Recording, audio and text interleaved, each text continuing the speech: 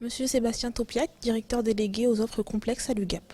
Quelle valeur ajoutée peut apporter aux acteurs publics locaux une centrale d'achat dans leur politique de rationalisation de la dépense publique?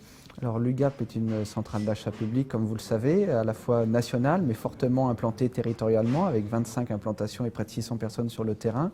Et le rôle d'une centrale d'achat, comme l'UGAP, c'est d'apporter à l'ensemble des personnes publiques une optimisation, une rationalisation de la dépense publique, qui plus est lorsqu'il s'agit de petites et moyennes collectivités ou acteurs publics. Le rôle d'une centrale, c'est, de par sa proximité, de bien appréhender les besoins spécifiques et de les traduire dans des marchés à l'échelle régionale ou à l'échelle nationale et d'apporter à ces personnes publiques à la fois bien sûr de la performance économique liée au volume de la centrale d'achat, mais aussi un accompagnement quotidien dans l'exécution des contrats, dans le suivi de l'exécution, dans les corrections de problèmes ou de litiges avec les entreprises. Et c'est aussi leur apporter parfois aussi une connaissance d'offres plus innovantes ou plus en lien avec les politiques publiques, insertion sociale, développement durable ou de manière générale l'achat responsable.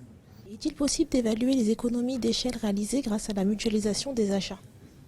Alors lorsqu'on parle d'économie liée à la mutualisation des achats, il faut, je crois, évoquer différents aspects d'économie. Le premier, c'est bien sûr assez naturellement l'économie liée à la massification d'une centrale d'achat, au volume qui concourt au fait que l'UGAP a des conditions d'achat qui lui sont propres et qui sont très importants, mais ce point n'est finalement qu'un point limité. L'économie, c'est aussi l'économie de temps et de procédure. Réalisés par les collectivités dans le sourcing, dans la réalisation des procédures, dans leur exécution. Et c'est là que l'UGAP apporte énormément d'économies et de valeur ajoutée pour que les personnes publiques se consacrent à d'autres missions, parfois que celle de l'achat pur.